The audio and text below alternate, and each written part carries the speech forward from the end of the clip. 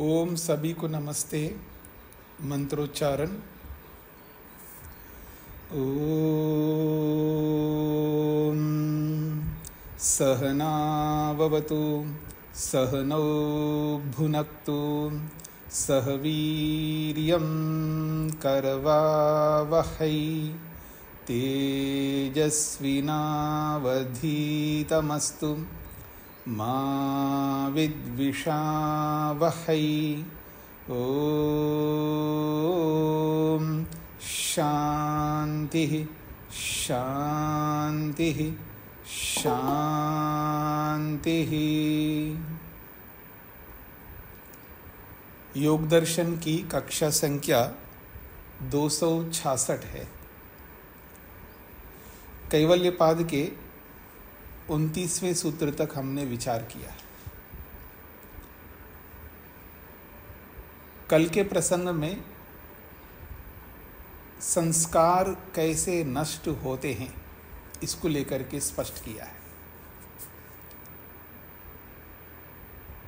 हानमेषाम क्लेशवद उक्तम।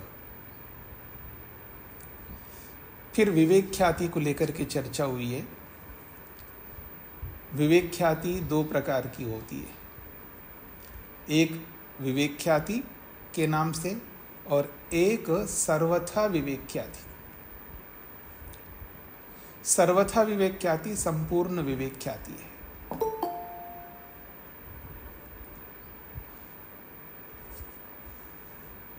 और उस सर्वथा विवेक ख्याति की प्राप्ति में धर्म मेघ नामक समाधि की प्राप्ति होती है। धर्म मेघ जो समाधि है वो असंप्रज्ञात समाधि को कहते हैं।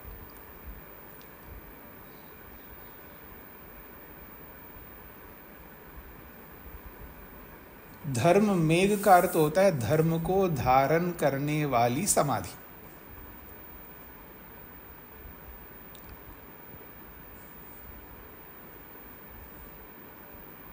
कौन से धर्म को धारण करने वाली समाधि? जो योग के जो अंग है और योग के अंगों में जो विशेषकर यम नियम रूपी जो अंग है उसमें उत्कृष्ट धर्म बताया गया है।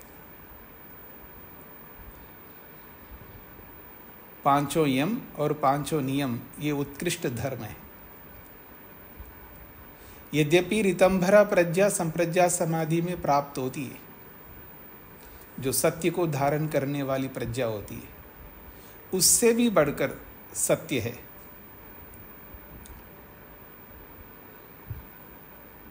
जो कि गुणवैतृष्ण्यम वाली स्थिति है। जो गुणवैतृष्ण्यम है, गुणों के प्रति भी राग समाप्त होना। प्रसंख्याने अपि अकुसीदस्य, जो प्रसंख्यान में भी राग रहित योगी को सर्वथा विवेक ख्याति प्राप्त होती है। और उस सर्वथा विवेक ख्याति से धर्म मेघ नामक समाधि प्राप्त होती है। मेघ शब्द का अर्थ है मेहति, सिंचती, धर्म को सिंचन करने वाली समाधि। आत्मा में धर्म का सिंचन करती है वो समाधि। यथार्थ धर्म, उत्कृष्ट धर्म। योगज धर्म आपने सुना है, पीछे के पाठ में अनेक बार आया था। योगज धर्म याद आ रहा है? अभी अभी हमने पीछे 3रा पाद पढ़ा। स्थानी उपनिमंत्रणे संगस्मय अकरणम पुनरनिष्ट प्रसंगात।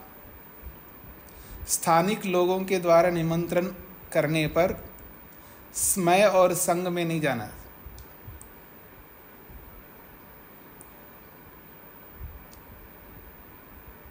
संग और स्मय नहीं करना चाहिए, नहीं तो अनिष्ट का प्रसंग आएगा।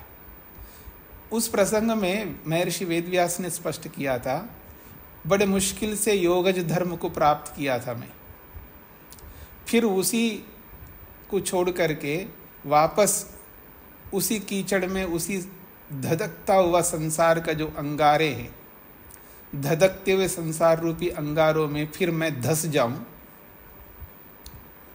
ये तो ऐसा ही हुआ जैसे वांतावलेह, जैसे कि कुत्ता जो है वांति करके, वॉमिटिंग करके वापस उसी को खा जाता है। ऐसा मैं नहीं बन सकता, क्योंकि मैं बड़े मुश्किल से योगज धर्म को प्राप्त किया। तो वो जो योगज धर्म है वही धर्म है। और उस योगज धर्म में भी उत्कृष्ट योगज धर्म, उस उत्कृष्ट योगज धर्म को मेहति, मेघ का अर्थ है मेहति क्रियापद, अर्थात सिंचती, उस उत्कृष्ट योगज धर्म को सींचता है या सींचती है समाधि। आत्मा में योगज धर्म को वो समाधि सींचती, अर्थात जो वस्तु जैसी है उसको वैसा ही स्वीकार करता है और प्रसंख्यान में भी राग छोड़ देता है। संप्रज्ञा समाधि से मिलने वाले सुख में भी राग बनता है। लौकिक राग नहीं है वो आध्यात्मिक राग है, बड़ा ऊंचा राग है। राग तो राग ही होता है, ऊंचा क्या होता है जी? राग तो राग ही होता है, ऊंचा राग क्या होता है? हाँ होता है। एक तो पैसे से राग करना और एक धर्म से राग करना, दोनों रागों में अंतर है ना। एक तो नियम तोड़ने में राग करना और एक नियम पालन करने में राग करना, दोनों में अंतर है ना।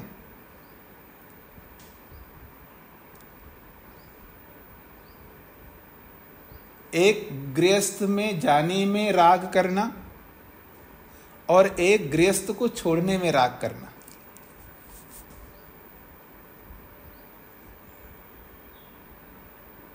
गृहस्थ छोड़ने में राग का मतलब है वैरागी के प्रति राग हो तभी गृहस्थ छोड़ा जाएगा। तो राग राग में अंतर है। इसलिए आपने पहले पाद में पढ़ा है, राग जो है मुक्ति की ओर भी ले जाने वाला है और बंधन की ओर भी ले जाने वाला है, उसकी सीमा है। इसलिए संप्रज्ञात समाधि में भी उत्कृष्ट राग होता है, उसको छोड़ना बहुत मुश्किल होता है। ये तो ऐसा ही है, तेज नारायण जी ध्यान करने के लिए बैठ रहे हैं और बेटी आकर के कह रही है पापा मार्केट जाना है, शॉपिंग करना है, चलो।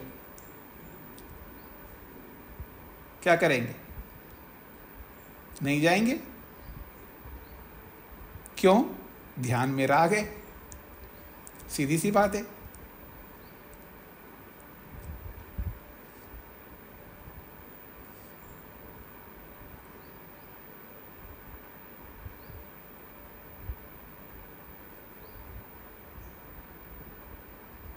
प्रमोद जी के बच्चे आए कि बच्चे आकर के बोल रहे हैं जी घूमने चलना है। नहीं, मैं क्लास नहीं छोड़ सकता। अगर घूमना ही है तो क्लास के बाद आओ तो चलेंगे, नहीं तो नहीं चलूंगा। क्लास नहीं छोड़ सकता। क्यों? क्लास में राग है। तो क्लास में राग होना कोई बुरी बात थोड़ी है, क्योंकि क्लास में पढ़ोगे तभी तो मुक्ति की ओर बढ़ोगे। तो राग राग ही है, लेकिन राग राग में अंतर है। तो धर्म में का अर्थ है धर्म का सिंचन करने वाली, धर्म को सींचने वाली समाधि, धर्म को आत्मा में सींचती है, वो भी उत्कृष्ट धर्म को। इसलिए उसका नाम दिया धर्म मेघ।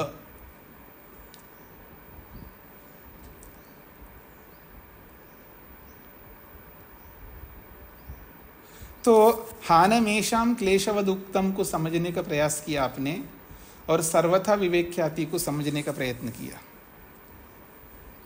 जब धर्ममेघ नामक समाधि मिलती है, अर्थात असंप्रज्ञा समाधि की प्राप्ति होती है, ईश्वर का साक्षात्कार हो जाता है। जो पाना था ईश्वर को पा लिया, लेकिन एक काम बचा हुआ है। क्या? वही बताने जा रहे तीसरे सूत्र में।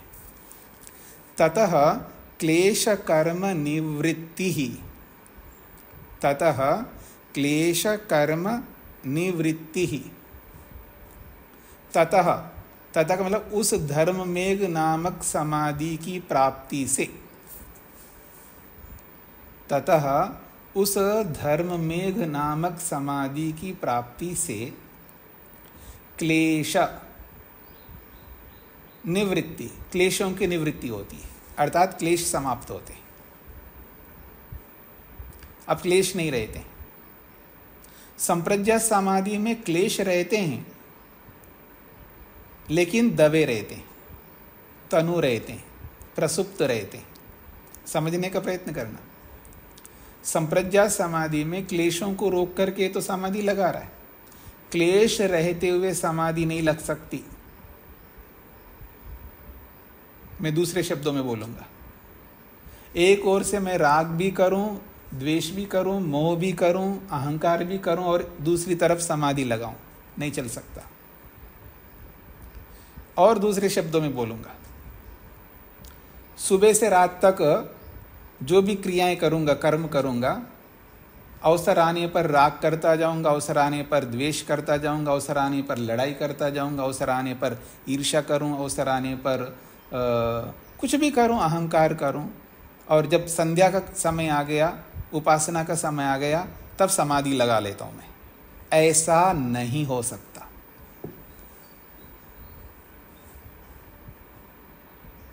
फिर कैसा होता है? यदि समाधि लगाने वाला ये काम नहीं कर सकता, ना झगड़ा कर सकता है, ना राग कर सकता है, ना द्वेष कर सकता है, ना अहंकार कर सकता है, क्योंकि वैराग्य हुआ है। वैराग्य कब होता है? अविद्या को रोकने पर होता है। ये सब पढ़ चुके हैं, मैं क्यों बोल रहा हूं मैं आपको। अब यहां असंप्रज्ञा समाधि में जो रुकी हुई अविद्या है, दबी हुई अविद्या है, तनु हुई अविद्या है, उसकी निवृत्ति होती है, उसका विनाश होता है। उसके लिए महर्षि वेदव्यास ने एक बहुत अच्छा शब्द प्रयोग किया भाष्य में, उसको भाष्य में ही समझेंगे। फिर एक बात कही, दूसरी बात, ततः उस धर्मेग नामक समाधि की प्राप्ति से कर्म निवृत्ति, कर्मों की भी निवृत्ति होती है, कर्म भी समाप्त होते। अब कर्म नहीं करता, कर्म नहीं करता का मतलब राग द्वेष वाली अविद्या से युक्त कोई कर्म नहीं करता। उसके सारे कर्म निष्काम कर्म होते हैं, न सकाम कर्म होते हैं, या मैं योग की भाषा में कहूं, ना तो पाप कर्म हो सकते हैं क्योंकि उसने त्याग किया है, मिश्रित कर्म नहीं हो सकते हैं, और पुण्य कर्म भी नहीं हो सकते। यानी कृष्ण कर्म, शुक्ल कृष्ण कर्म और शुक्ल कर्मों को समाप्त कर दिया, केवल अशुक्ल अकृष्ण कर्म ही करता है। इसलिए कर्म निवृत्ति, कर्मों की निवृत्ति होती है। कौन से कर्म? कृष्ण कर्म, शुक्ल कृष्ण कर्म और शुक्ल कर्म, अर्थात पाप कर्म, मिश्रित कर्म और पुण्य कर्म, इन तीनों कर्मों की निवृत्ति होती है। अब केवल अशुक्ल अकृष्ण कर्म करेगा, अर्थात निष्काम कर्म ही करेगा। यह है कर्म निवृत्ति का अर्थ। सूत्रार्थ, ततः उस धर्ममेघ नामक समाधि की प्राप्ति से क्लेशों और 3 प्रकार के कर्मों की निवृत्ति होती है। क्लेशों और 3 प्रकार के कर्मों का विनाश होता है, अर्थात न क्लेश रहते हैं, न कर्म कर सकता है। यह सूत्र का अर्थ है।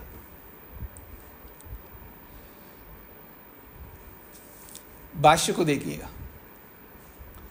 तल्लाभाद अविद्यादयः क्लेशाः समूलकाशं कशिता भवन्ति। महर्षि वेदव्यास जी ने समूलकाशं कशिता भवन्ति बहुत अच्छे शब्द का प्रयोग किया है। तल्लाभाद, उसके लाभ होने से, किसके?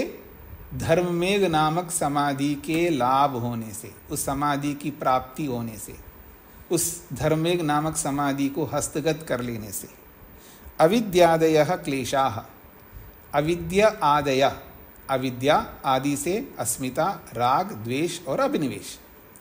तो अविद्यादि जो 5 क्लेश हैं वो क्या होंगे? समूलकाशम कशिता भवन्ति। समूलकाशम का मतलब है मूल सहित, बीज सहित। स का अर्थ होता है सह। संस्कृत में जब संधि हो जाती है, समास होता है, तो सह को सा हो जाता है, अर्थात मूल सहित। जब हिंदी में बोलते हैं ना हम लोग, मूल सहित, अर्थात मूल भी समाप्त हो जाता है, बीज समाप्त हो जाता है। तो समूल का मतलब है बीज सहित। समूल काशम, मूल सहित अविद्या, कशिता, विनाश को, भवंती, प्राप्त होता है या प्राप्त होते हैं, क्लेश है। तो क्लेश जो है समूलकाशम कशिता भवन्ति, मूल सहित, बीज सहित नष्ट हो जाते हैं, ये इसका अर्थ है।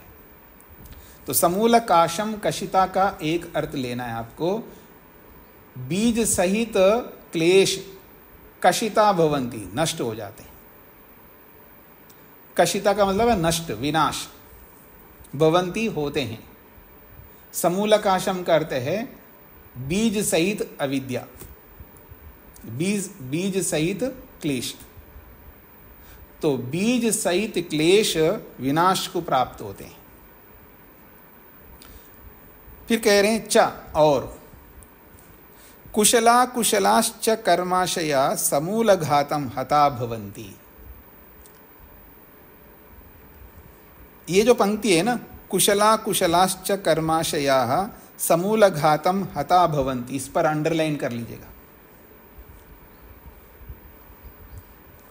इसी वाक्य को लेकर के 2 पक्ष बने हुए हैं योगियों में, योगाभ्यासियों में।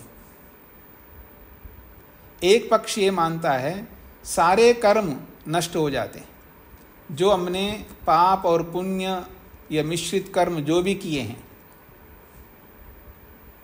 यदि हमने अविद्या को नष्ट कर दिया, या यूं कहूं यदि हमने असंप्रज्ञात समाधि को प्राप्त किया, तो हमारे समाधि से पहले के जितने भी पाप मिश्रित और पुण्य कर्म हैं वो सारे के सारे नष्ट होते हैं। इस पंक्ति से अर्थ निकलता है। अभिधार्थ लेंगे तो, अभिधार्थ लेंगे तो अर्थ निकलता है। और इसी के आधार पर एक पक्ष बना हुआ है, बहुत बड़ा पक्ष, वो ये मानता है कि असंप्रज्ञात समाधि लगाने वाले योगी के, या यूं कहूं जो मुक्ति में जाने वाले योगी के, कोई कर्म नहीं रहता शेष, सारे कर्म नष्ट होते हैं, वो मुक्ति में जाते हैं। क्योंकि भाष्य कहता है, वेदव्यास जी कहते हैं, सूत्र भी कहता है, क्लेश कर्म निवृत्ति, पतंजलि भी कहते हैं, वेदव्यास जी भी कहते हैं। ऐसा उस पक्ष का मत है।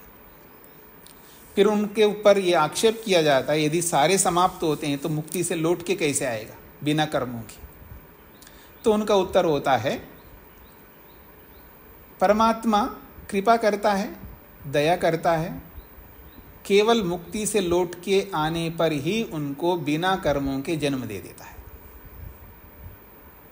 एक बार, हर बार नहीं। जब मुक्ति से लौट के जब आएगा, उसके सारे कर्म नष्ट हो जाते हैं।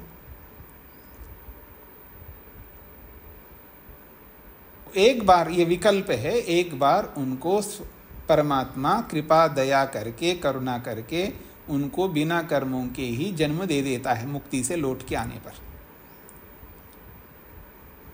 हर बार नहीं करता है, ऐसा उनका पक्ष है।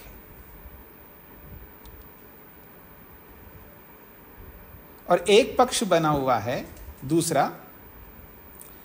कुशला कुशलाश्च कर्माशया समूलघातम हता भवन्ति, अभिधार्थ ना लेकर के लक्षणार्थ लेते हैं। अब वो कुशल अकुशल कर्म नहीं करता है, भविष्य में होने वाले कुशल अकुशल कर्म जो कर चुका है कर चुका है। किए हुए कर्म कभी निष्फल नहीं होते हैं, किए हुए कर्म कभी समाप्त नहीं होते। महर्षि स्वामी दयानंद सरस्वती कहते हैं किए हुए कर्म कभी निष्फल नहीं होते, कभी समाप्त नहीं होते। इस आधार पर, महर्षि के वचनों के आधार पर दूसरा पक्ष ये मानता है कि कर्म नष्ट नहीं होते। पर इस भाष्य का क्या अर्थ करोगे तो लक्षणार्थ करते हैं, जैसे और जगहों पर भी लक्षणार्थ बहुत जगह पर किया जाता है। तो ये दो पक्ष बने हुए, आप कोई भी पक्ष को अपना लीजिएगा, मेरे कोई आपत्ति नहीं है। आपत्ति केवल इस बात पर है, मुक्ति के लिए प्रयास ना करने में आपत्ति है। बाकी आप कोई भी पक्ष ले लो, मेरे को क्या आपत्ति है, आपकी मर्जी, आप स्वतंत्र हैं। जब परमात्मा ने स्वतंत्रता दी है तो आप कोई भी पक्ष अपना लीजिएगा, मेरे को उस पक्ष से कोई एलर्जी नहीं है। मैं तो ये कहूँगा जी दोनों को मानता हूँ, जिससे भी हो जाए कल्याण हो जाए, क्या फर्क पड़ता है जी। सारे कर्म नष्ट होते हैं मान करके चलो या नहीं होते हैं मान करके चलो, लेकिन चलना तो वही है। जब खुद चल जाएंगे तब पता लग जाएगा नष्ट होते हैं नहीं होते हैं। जब असंप्रज्ञात समाधि लगाएंगे, जब संस्कारों का साक्षात्कार होता है, पिछले न जाने कितने जन्मों का साक्षात्कार होता है, समाधि में इतने इतने बड़े बड़े पदार्थों का साक्षात्कार होता है, इसका भी साक्षात्कार करेंगे, कर्म नष्ट होते नहीं होते हैं, ये बाद की बात है।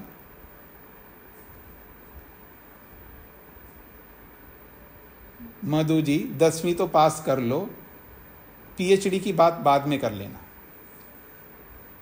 एक उदाहरण दे रहा हूं, आदमी दूसरी कक्षा तो पास करता नहीं है और पीएचडी की बात करता है, तो पहले पास करके वहां तक चले जाएंगे तो पीएचडी में पता लग जाएगा क्या होता है, कैसी पीएचडी होती है। तो इसलिए कोई चिंता की बात मन में मत लाइएगी कि वो सही है ये सही है। कई लोग क्या करते हैं, वृक्षों में जीव है या नहीं उसमें उलझे रहते हैं। अरे है या नहीं है, आपकी योग्यता है क्या? अपनी योग्यता से बात करनी चाहिए हमको। सिद्धांत अपने पक्ष में है, तर्क वितर्क करना अपने पक्ष में, तर्क वितर्क करो, मानो ना मानो आप स्वतंत्र हैं, लेकिन उसको लेकर के नहीं बैठना है। जहां जहां संशय है उनको लेकर के नहीं बैठना है। ये तो मनुष्य का स्वभाव है। जब पति पर संशय होता है, पत्नी पर संशय होता है, बच्चों पर संशय होता है, पिता पर संशय होता है, माँ पर संशय होता है, गुरु पर संशय होता है, शिष्य पर संशय होता है, किस पे संशय नहीं होता है? इसका ये मतलब थोड़े कि उसी संशय में बैठे रहना। संशय अपने पास में है और प्रगति उन्नति अपने अलग प्रसंग है। लेकिन जो संशय को लेकर के बैठा रहता है ना, उसके लिए गीताकार क्या कहते हैं? संशयात्मा विनश्यति। तो आइए, कुशला कुशलाश्च कर्माशय, कुशल और अकुशल यानी पुण्य और पाप, अर्थात तीनों कर्म आ जाएंगे इसमें। समूल घातम हता भवन्ति, समूल नष्ट हो जाते हैं। तो लक्षणा में क्या अर्थ होगा? भविष्य में जो होने वाले सारे कुशल अकुशल कर्म नष्ट हो जाएंगे, करूंगा ही नहीं मैं।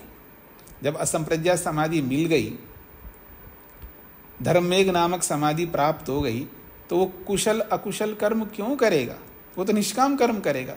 तो ये अपने आप भविष्य में होने वाले ये सारे पाप और पुण्य जो है नष्ट हो ही जाएंगे, इसमें क्या आपत्ति है?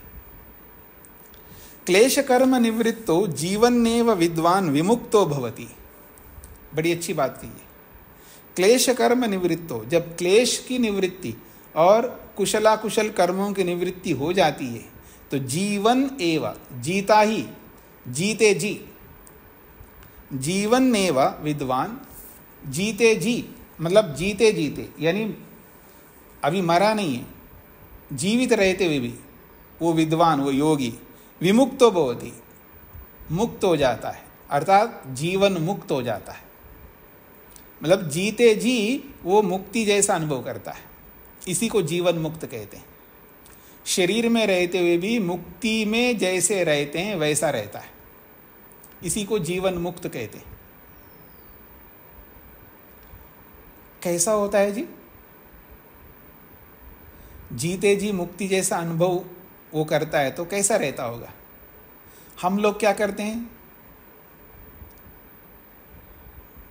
शरीर पर नियंत्रण नहीं रहता, इमोशंस पर नियंत्रण नहीं रहता, मन पर नियंत्रण नहीं रहता, आध्यात्मिकता पर भी नियंत्रण नहीं रहता। Physically, emotionally, mentally and spiritually नियंत्रण नहीं रहता है। कहीं पर भी बह जाते हम लोग, कुछ भी करने लगते हैं।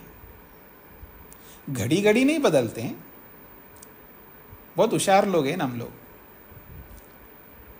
नियम का पालन करते जाते एक दिन नहीं बहुत किया, चलो आज नहीं करते, ऐसे बह जाता है व्यक्ति। रोज समय पर सोता है, अरे क्या है रोज, क्या मैं कोई यंत्र थोड़ा हूं, मैं कोई मशीन नहीं हूं मैं, चलो आज नहीं सोता, ऐसे फिसल जाते हम लोग। ऐसे सभी विषयों में समझ लीजिएगा, हम जीते जी मुक्त नहीं रह सकते, लेकिन योगी जीते जी मुक्त रहता है। वो मुक्ति जैसा आनंद लेता है। क्यों भला? क्योंकि आलस्य नहीं है उसके जीवन में, प्रमाद नहीं है, अविद्या नहीं है ना। ये सारे काम अविद्याग्रस्त लोग ही करते हैं। ये जो नियमों का उल्लंघन है ना, स्वच्छंदता जो है, कभी कभी जो स्वच्छंदता आती है अविद्या के कारण से आती है।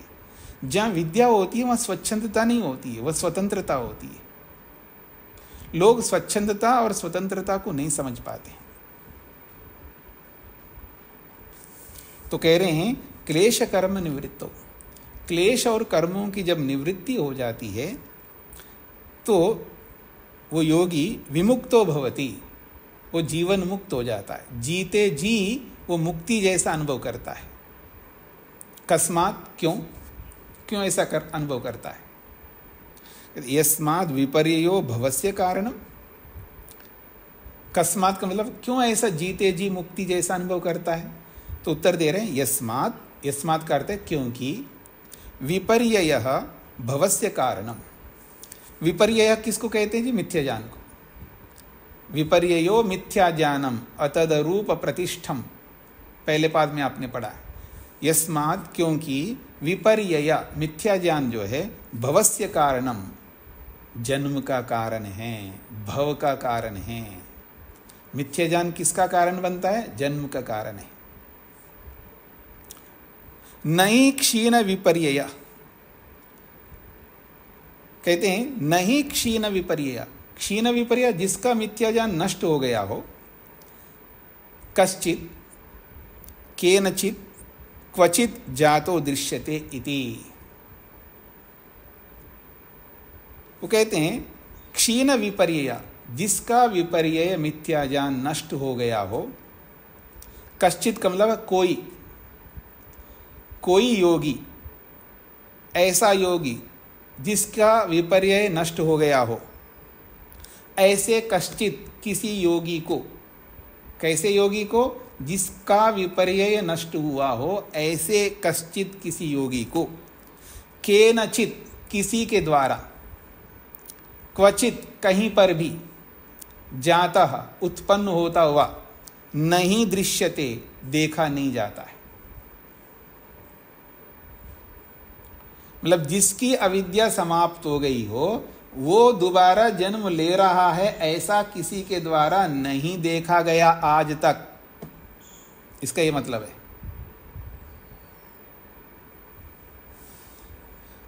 स्वामी दयानंद सरस्वती जी को जाकर के लगभग 200 वर्ष, मतलब 150 वर्ष समझ लीजिएगा, 200वां जयंती बनाने जा रहे हैं ना आजकल।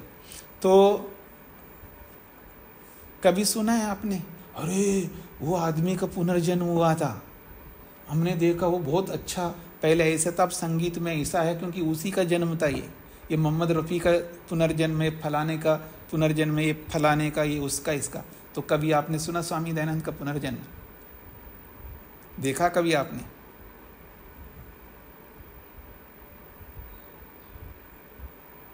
कश्चित क्षीण विपर्यय, कोई क्षीण विपर्यय वाला योगी या किसी नष्ट विपर्यय वाले योगी को केनचित किसी के द्वारा क्वचित कहीं पर भी जाता उत्पन्न होता हुआ नहीं दृश्यते, देखा नहीं गया है। जिसने अविद्या को नष्ट किया हो उसका दोबारा जन्म होता हुआ कभी किसी ने नहीं देखा, अर्थात होता ही नहीं, ये इसका मतलब है। हो गया जी 30वां सूत्र पूरा।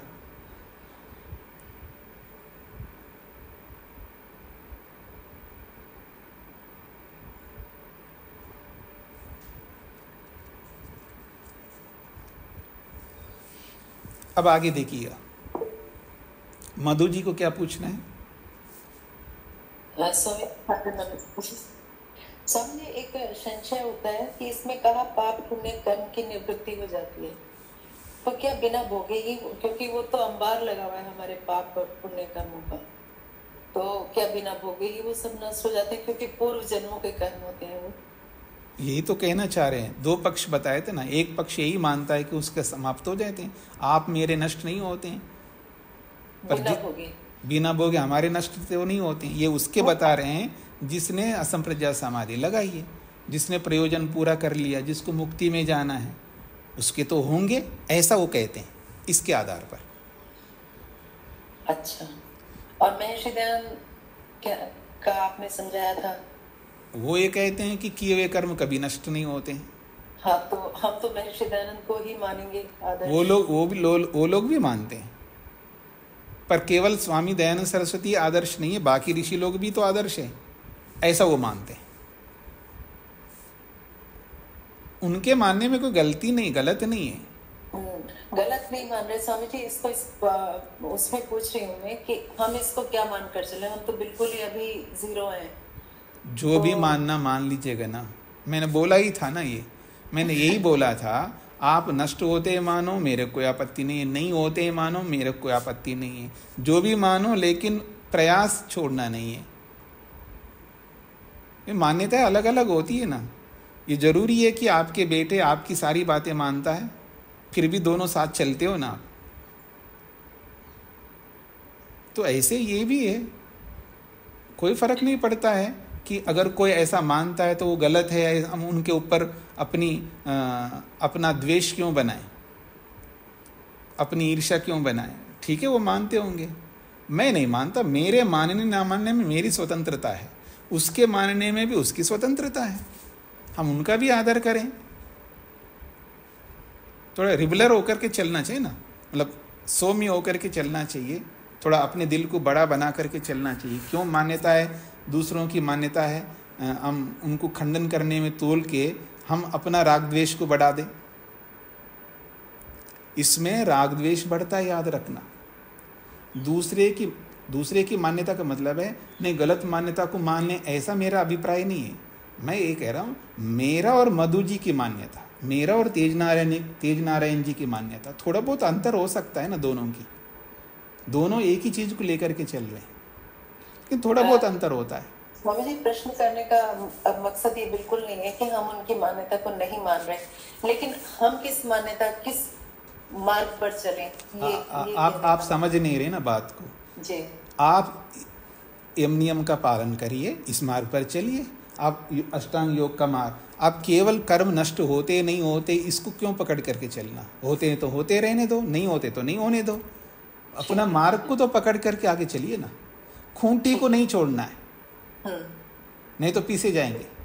वो बोला जाता है ना, जो चक्की चलाते हैं तो बीच में खूंटी होती है, तो उसके इर्द गिर्द कुछ दाने जो है ना घूमते रहते हैं, अगर वो उस खूंटी को छोड़ देंगे तो पीस जाएंगे। हमें पीसना नहीं है, उसको पकड़े रखना, अपने रास्ता को छोड़ना नहीं है। मान्यताएं तो रहेंगी, वो सदा रहेंगी। जी, आगे बढ़ता हूं मैं।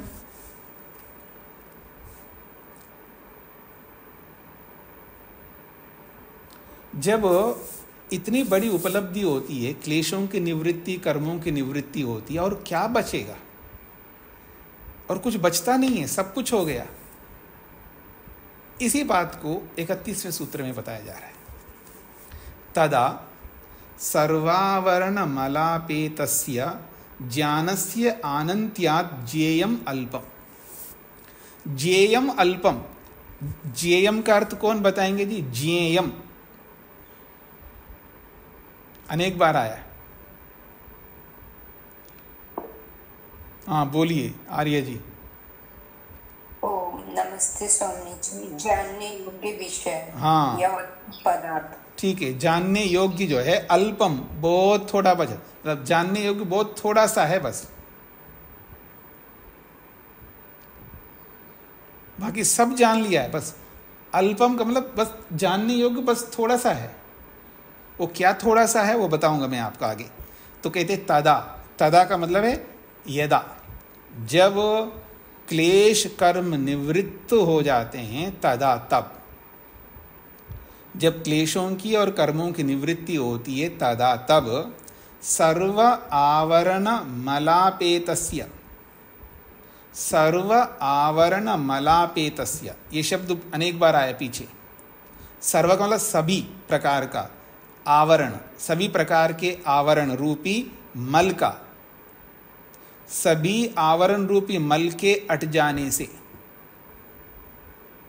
ये सभी आवरण रूपी मल अट जाने से, ये ज्ञानस्य का विशेषण है। सर्वावरण मलापेतस्य ज्ञानस्य।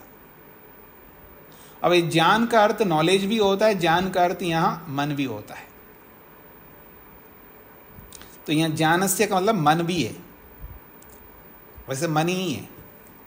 तो ज्ञानस्य अर्थात मनसा या बुद्धे है, बुद्धि कहो मनसा कहो, बुद्धे है मनसा या ज्ञानस्य या प्रत्ययस्य, क्योंकि मन के बहुत सारे नाम बताए थे आपको मैंने। प्रत्यय, ज्ञानम, बुद्धि, चित्तम, मनः, ऐसे बहुत सारे नाम हैं मन के। तो कहते हैं सर्वावरण मलापेतस्य ज्ञानस्य, ऐसे ज्ञान की या ऐसे मन की, कैसे मन की? जिसके आवरण रूपी सारे मल अट गए हों, ऐसे मन की।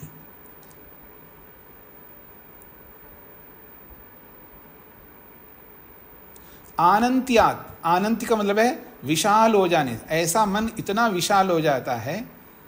विशाल का मतलब है, देखिए मेरी ओर, जानने योग्य वस्तुओं की लाइन लगी हुई है। जैसे किसी एग्जीबिशन में जाते हैं ना हम लोग, किसी साइंस म्यूजियम में जाते हैं, तो बहुत कुछ जानना है हमको, वहां पर बहुत कुछ रखे हुए होते हैं। साइंस म्यूजियम में जाया करें, बहुत जानने को मिलेगा। भारत में भी बहुत जगहों पर है, हर जगह बड़े बड़े मेट्रो सिटीज में साइंस म्यूजियम होते ही हैं। लेकिन मैं सैन फ्रांसिस्को में एक म्यूजियम देखा है, साइंस म्यूजियम। उन्होंने कहाँ से विज्ञान स्टार्ट हुआ और आज प्रेजेंट में अपडेट में कौन सा विज्ञान चल रहा, वो सारा दिखाया उसमें। वो एक दिन हमारे लिए बहुत कम लगा, कई दिनों लगना पड़ेगा उसमें, तब जाकर के समझ में आएगा। तो जानने योग्य वस्तुएं लाइन पर खड़ी हैं।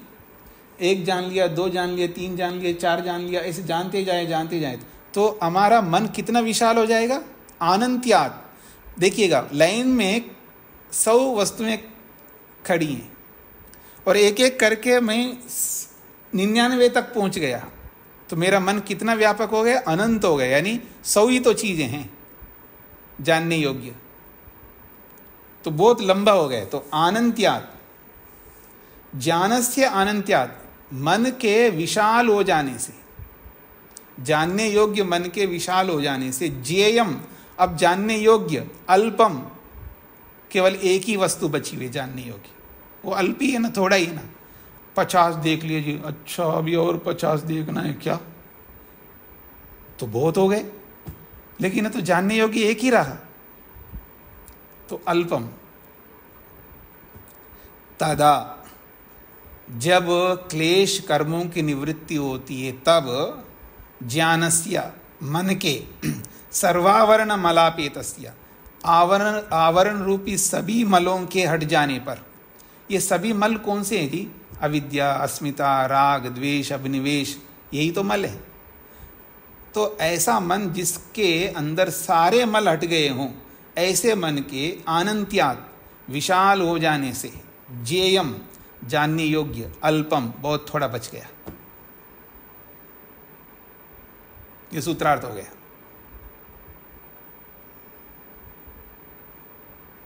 सर्वै क्लेश कर्म आवरणै विमुक्तस्य ज्ञानस्य अनंत्यम भवति।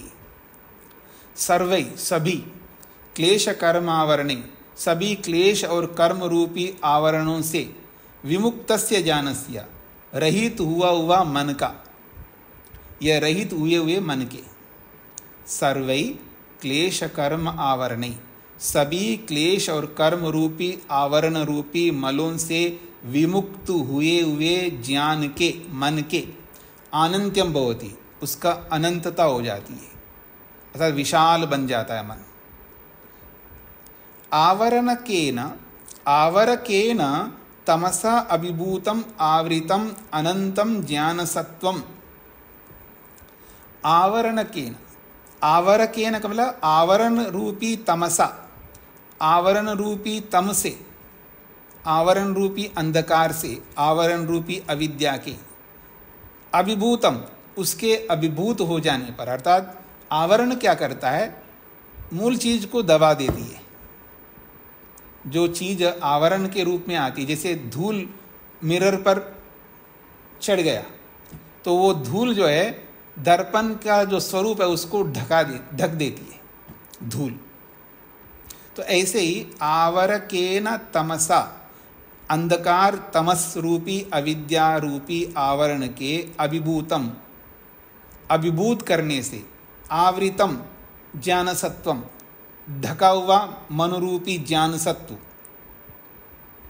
अनंतम अब अनंत हो गया क्योंकि बहुत कुछ जान लिया उसने, क्वचिदेव रजसा बस किसी रजोगुण के कारण से, प्रवर्तितम अब वो प्रवर्तित है, थोड़ा सा रजोगुण है ताकि जो जानने योग्य एक वस्तु है उसको जानने की बची है, तो उद्घाटितम ग्रहण समर्थम भवति, उसको खोलने में समर्थ हो जाता है वो मन, अर्थात उस एक जो बचा हुआ है उसको उद्घाटित करने में, उसको जानने में समर्थ होता है।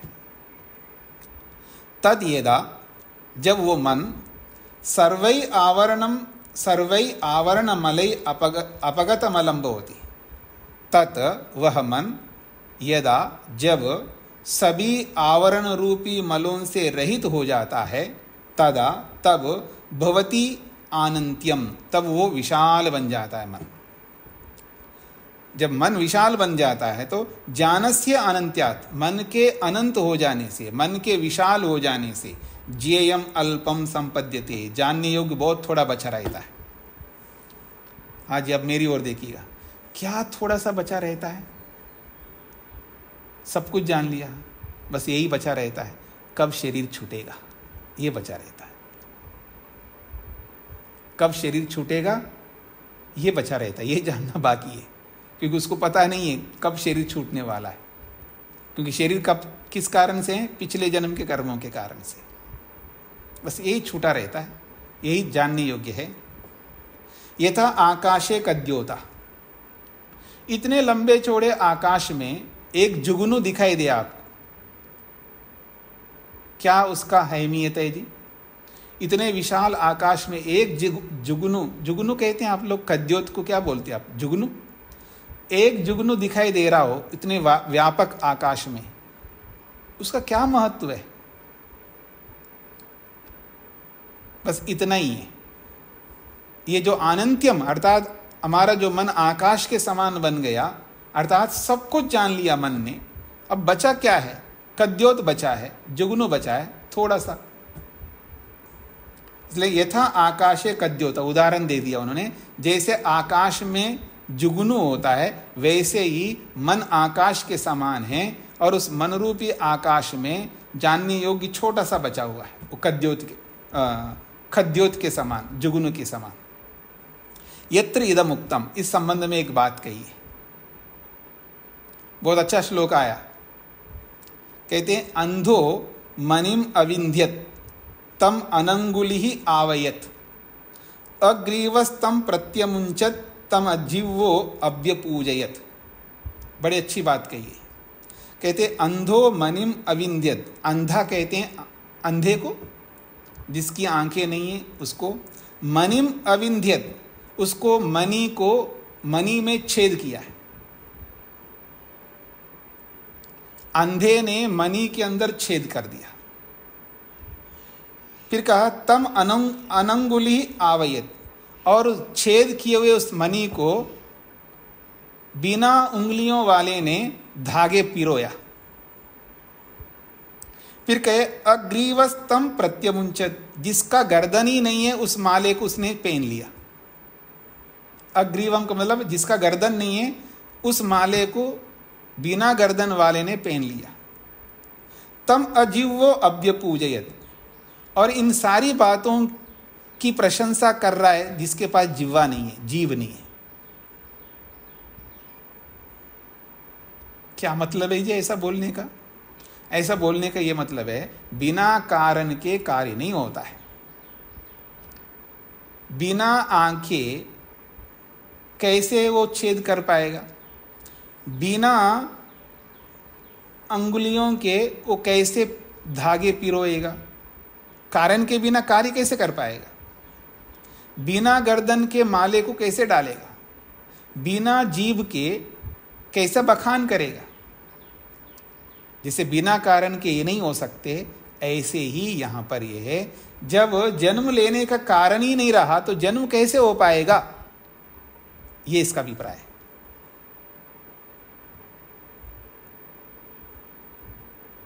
जैसे बिना कारण के ये सब चीजें नहीं हो सकती है, ठीक उसी प्रकार से इसका तात्पर्य ये है कि बिना कारण के उस योगी का जन्म नहीं हो सकता जिसने अपने आप को जीवन मुक्त बना लिया। जब अविद्या ही नहीं रही है उसका अगला जन्म कैसे हो पाएगा? ये इसका मतलब है। पूरा हो गया। किसी को कोई पंक्ति समझ में नहीं आई हो तो पूछ सकते हैं।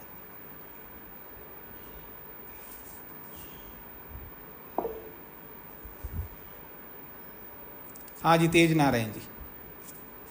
जी स्वामी, ये ज्ञान सत्वम, ज्ञान सत्वम कर रहे, ज्ञान को रखने वाला जो मन है, ज्ञान रूप, यानी बुद्ध, जैसे मन को बुद्धि कहा ना, तो मन को ज्ञान भी कहा है। तो ज्ञान दो ढंग से ज्ञान बोला जाता। जानकारी को भी ज्ञान कहते हैं, जानकारी कराने वाले को भी ज्ञान कहते हैं। ज्ञायते अनेन इति ज्ञानम, जिसके द्वारा जाना जाता उसको भी ज्ञान कहते हैं। और ज्ञानमिति ज्ञान, और ज्ञान को ही ज्ञान कहते हैं, नॉलेज को ही नॉलेज कहते हैं।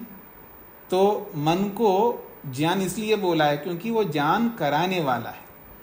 जैसे बुद्धि इसलिए कहते हैं वो बोध कराने वाला है, इसलिए बुद्धि है। और साक्षात ज्ञान ही है इसलिए उसको बुद्धि भी कह देते हैं। तो बुद्धि का अर्थ ज्ञान भी है, बुद्धि का अर्थ मन भी है। ऐसे ज्ञान का अर्थ मन भी है और ज्ञान कराने वाले का अर्थ भी मन है। ऐसा ज्ञान का अर्थ ज्ञान और ज्ञान कराने वाले को भी ज्ञान। तो ये व्याकरण की शैली से ये बात कही जा रही है। हाँ जी, प्रेम जी, प्रेम जी को क्या पूछना है? ओम नमस्ते स्वामी जी। ये आवतेन तमसा भी भूत, ये वाली लाइन जो है इसका जरा दोबारा बता दें स्वामी जी, समझ नहीं आई। तमसा का विशेषण है आवरकेन, ऐसा अंधकार है जो ढकने वाला है। ऐसा अंधकार है जो ढकने वाला है। उस अंधकार रूपी आवरण से अपना माइक बंद करिए। तो आवरकेन तमसा का अर्थ है तमस रूपी अविद्या रूपी आवरण के कारण से अविभूतम ज्ञान सत्वम, ये ज्ञान सत्व अर्थात मन जो है दबा हुआ है, क्योंकि अंधकार अविद्या के कारण से मन दबा हुआ है, उचित काम नहीं कर पा रहा है, इसलिए वो आवृत्तम, इसलिए वो ढका हुआ है। क्वचिदेव रजसा प्रवर्तितम, और किसी रजोगुण के एक लेश मात्र रजोगुण के कारण से प्रवर्तितम, फिर वो सजग हो जाता है मन, और उद्घाटितम, और अपने आप को उभार लेता है, और उभार करके ग्रहण समर्थम भवति, वो जो बचा हुआ एक विषय है उसको ग्रहण करने में समर्थ हो जाता है। जी धन्यवाद स्वामी जी। सागर जी। नमस्ते स्वामी जी। जी स्वामी जी, सूत्र में जो जीवन मुक्त योगी के लिए जेएम अल्पम की स्थिति बताई गई है जी, क्या इसे कुछ अंश में सर्वस्था की तुलना में हम ले सकते हैं? किसकी तुलना में? जीव की सर्वस्था की स्थिति नहीं में ले सकते हैं? जीवात्मा को भी सर्वज्ञ बताया था तीसरे पाद में, जानने योग्य विषयों को सब कुछ जानता है, इसलिए वो सर्वज्ञ बोला है वहां पर। तो उस अर्थ में बस एक बचा हुआ है, उसकी सर्वज्ञता में उसके जानने योग्य जितने भी विषय है उनमें से एक दो विषय बचा हुआ होगा, जो कब मैं शरीर को छोड़ के मुक्ति में जाऊंगा, ऐसे ऐसे एक दो चार विषय होंगे बचे हुए, इतना अर्थ में लेंगे। जी धन्यवाद स्वामी जी। जी।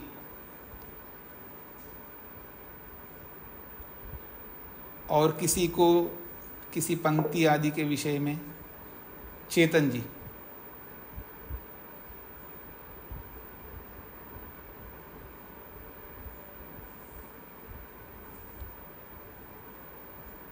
हाँ, अपना माइक खोलिए।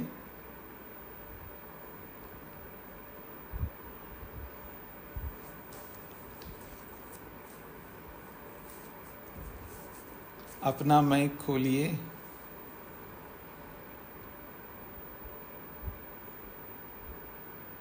तो फिर मैं इसको यहीं पर विराम देता हूं जी।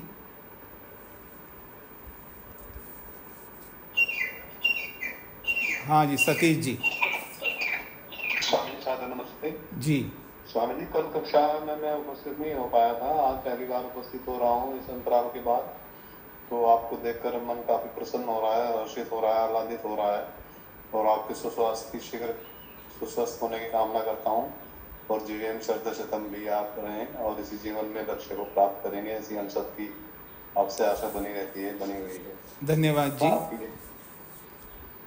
हम भी आपका अनुसरण करते रहेंगे स्वामी जी। ये जो अवग्रह का चिन्ह है ना जी, हाँ जी, जहाँ पे एक होता है तो उसको हम खोलते हुए ए कहते हैं, मतलब एक खोल दिया माइक में, आवाज नहीं आ रही जी? आ रही है, सुन लिया मैंने आपके प्रश्न को, उत्तर सुन लीजिएगा भाई। एक अवग्रह चिन्ह का अर्थ होता है एक मात्रा वाला आकार, और दो का अर्थ होता है दो मात्रा वाला आ, तो आनंत्यात्, तो दो मात्रा है यहाँ पर। भवती अस्य आनंत्यम, तो आनंत्यम में दीर्घ आकार है, यानी बड़ा आकार है, तो बड़े को बताने के लिए दो अवग्रह चिन्ह है।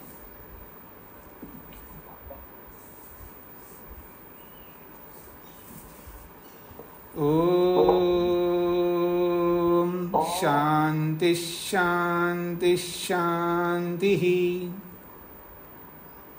सभी को नमस्ते।